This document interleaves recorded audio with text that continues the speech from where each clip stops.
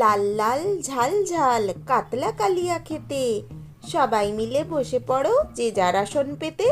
নমস্কার বন্ধুগণ, দীপাস্তর স্পাইসি হাটে সবাইকে স্বাগত জানিয়ে আজকে সরাসরি রান্না শুরু করে দিলাম। আজকে বানাচ্ছি কাতলা কালিয়া। তো শুরুর থেকে শেষ পর্যন্ত রেসিপিটি দেখার অনুরোধ রইল। রেসিপি শুরু করে দিয়েছি। কড়া গরম করে নেওয়ার পরেই বেশ খানিকটা সরষের তেল গরম করতে বসিয়ে দিয়েছি, আর ওতে দিয়েও দিয়েছি বেশ কিছুটা হলুদ। আর এখন এই মাছগুলোকে আবার একবার ভালোভাবে নাড়িয়ে চাড়িয়ে নিচ্ছি। মানে আগে তো আমি লবণ মাখিয়েছিলাম, এবার ভেজে নিচ্ছি।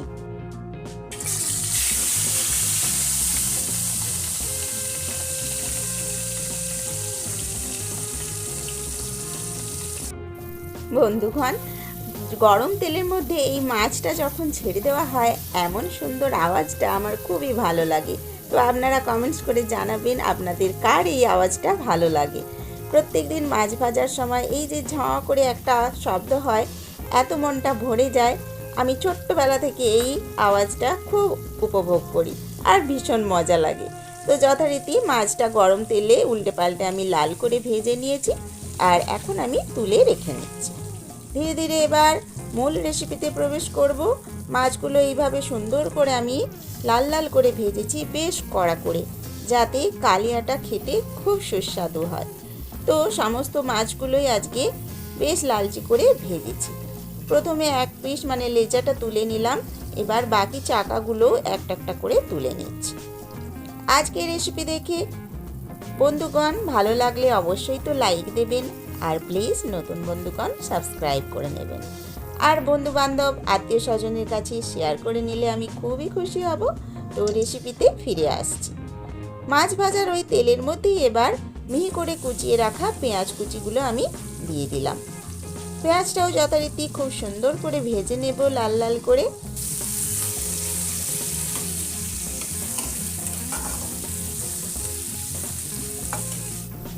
পেঁয়াজটা এখন অনেকটাই ভাজা হয়েছে, অনেকটাই বেশ নরম হয়ে এসেছে। আরও একটু লালচে করে ভেজে নেব, কিছুটা সময় দিচ্ছি। দেখুন বন্ধুগণ, ছটপট করে খুন্তি নাড়িয়ে আরও কিছুটা সময় দিলাম, অনেকটাই লালচে হয়ে বেশ ভাজা হয়েছে। এইবার পরবর্তী উপকরণ এর মধ্যে দিয়ে দেব, সেটা হলো গ্রেট করে রাখা রসুন।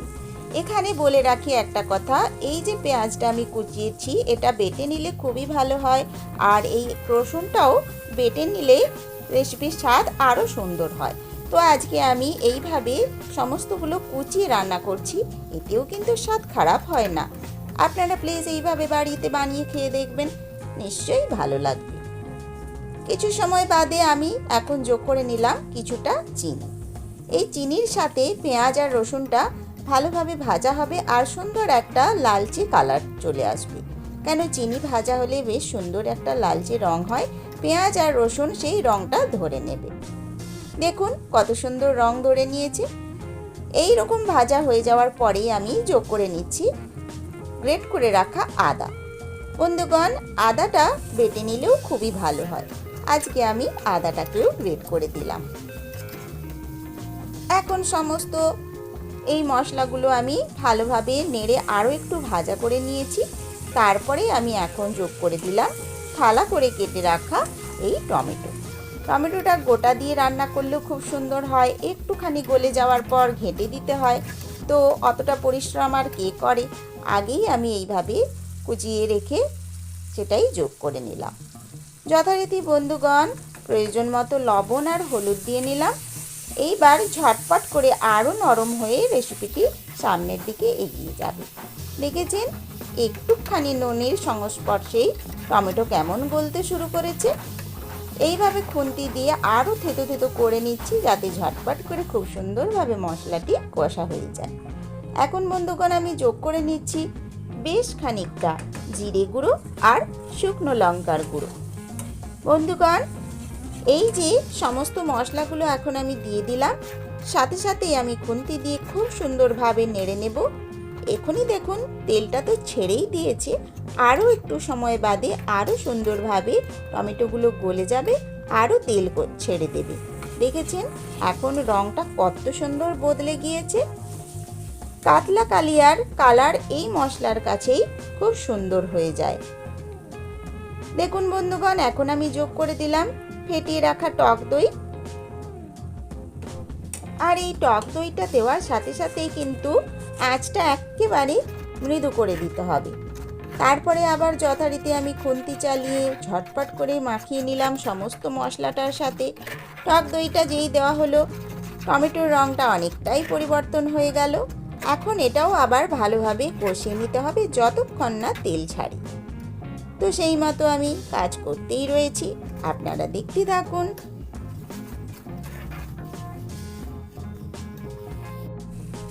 তো বন্ধুগণ, ধৈর্যের পরীক্ষা শেষ হয়েছে। দেখুন কেমন সুন্দর তেল ছেড়ে দিয়েছে। এই পরিস্থিতি আসা পর্যন্ত আমাকে নাড়াভাজা করে নিয়ে মশলাটি কষাতে হয়েছে।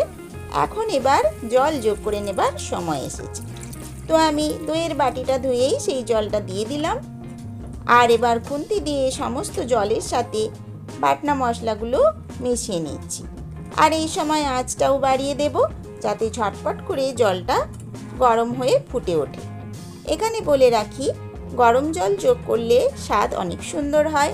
তো আজকে আমি ঠান্ডা জলই যোগ করেছি। তো এইভাবে দেখুন খুন্তি দিয়ে নাড়িয়ে নিলাম। কেমন সুন্দর জলের রঙটা নিয়ে নিয়েছে। এটা বেশ ফুটে ঝোল ঝোল হবে, মাখো মাখো গ্রেভি হবে, তখন খেতে অপূর্ব সুন্দর লাগবে। তো যথারীতি জলের মধ্যে ফুট ধরে নিয়েছে। এই সময় আমি এবার যোগ করব মাছ।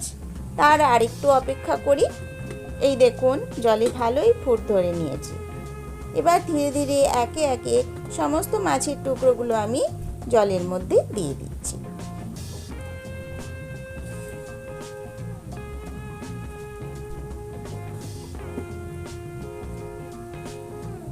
তো দেখুন সমস্ত মাছ যোগ করেও নিলাম। এবার জলের মধ্যে একটু ডুবিয়ে দেওয়ার চেষ্টা করছি।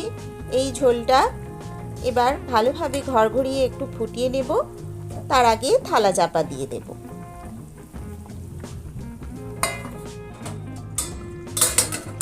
তো যথারীতি বেশ কিছু সময় পার হয়ে গিয়েছে। এখন দেখুন ঝোলের রঙটা কত সুন্দর হয়েছে। ইচ্ছে হলে আরও একটু ঝোল মেরে নিতে হবে। আর যদি বেশি ঝোল ঝোল রাখতে চান তো এরম থাকলেই হবে। তো আমি কালারটা যাতে আরও সুন্দর হয় সেই জন্য এই শেষ মুহূর্তে এসে একটু কাশ্মীরি লঙ্কার গুঁড়ো ছড়িয়ে নিলাম। দিয়ে আবার আঁচটা একটু কমিয়ে দিয়েছি। আর ঢাকনা চাপা দিয়ে আবার একটু কিছু সময় রান্না করে নেব। রেসিপিটি অতীব সহজ, একটু শুধু ধৈর্য ধরে রান্না করে নিতে হয়। তো রেসিপি কমপ্লিটের একেবারে শেষ পর্যায়ে এখন আমি যোগ করে নিয়েছি বেশ খানিকটা গরম মশলার গুঁড়ো। দোকানের যে গরম মশলা সেটা খুবই সুন্দর খেতে হয়। হাতে বানানো গরম মশলাও আরেক রকম একটু স্বাদ হয়। তো আজকে দোকানের গরম মশলাই আমি যোগ করলাম। আর সমস্তটাই একটু নেড়ে নেড়ে খুন্তি দিয়ে মাখিয়ে দিচ্ছি, যাতে চারিদিকে সমভাবে ছড়িয়ে পড়তে পারে। তো জলটা আরেকটু শুকনো করে নেব, তাই আঁচটা একটু বাড়িয়ে আরেকটু ফুটিয়ে নিলাম। এখন দেখুন বন্ধুরা, আঁচ বন্ধ করে দিয়েছি। আর কত সুন্দর রং নিয়ে নিয়েছে। রেসিপিটি তো কমপ্লিট হয়েছে। আর এবার পরিবেশন করে নেব। তার আগে আপনাদের দেখিয়ে নিচ্ছি কত সুন্দর হয়ে যাওয়ার পর দেখতে হয়েছে। অনুষ্ঠান বাড়ির কাতলা কালিয়ার সাথে হয়তো পাল্লা দেওয়া যাবে না, কিন্তু মোটেই ভালো খেতে হয় না এমনটাও নয়।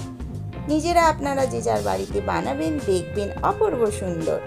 তো আজকের কাতলা কালিয়া রেসিপি কেমন লাগলো, এই পদ্ধতিতে বানালে কেমন লাগলো, সেটা আপনারা বাড়িতে বানালেই বুঝতে পারবেন। গরম গরম ভাতের সাথে এরকম ঝাল ঝাল লাল লাল কাতলা মাছের কালিয়া খেতে অসম্ভব ভালো লাগে। দেখেছেন, রং দেখেই মন ভরে যায়। আর সত্যি বলতে মাছটাও কিন্তু খুবই টেস্টি ছিল। সেই কারণে এই রেসিপিটি খেতে অপূর্ব সুন্দর হয়েছিল। তো আমরা তো দুপুরে এইভাবে আজকে এই কাতলা মাছের কালিয়া রেসিপি দিয়েই ভাতটা খেয়ে নিলাম ঝটপট। আর আপনারাও এইভাবে একবার বানিয়ে অবশ্যই খেয়ে আমায় কমেন্টসে অবশ্যই জানাবেন। আজকের মতো রেসিপি শেষ করলাম। আবার নতুন রেসিপি নিয়ে আরেকদিন হাজির হয়ে যাব। তো আপনারা সবাই আমার সঙ্গ দিয়েছেন, এইভাবে সমস্ত রেসিপিটি ধৈর্য সহকারে দেখেছেন, সেই জন্য সবাইকে অসংখ্য অসংখ্য ধন্যবাদ। এইভাবে আমার সাথে থেকে আমার পথ চলাটাকে সুগম করতে থাকুন। তো বন্ধুগণ, আজকের মতো আমি তাহলে বিদায় নিচ্ছি। সবাইকে অনেক ধন্যবাদ।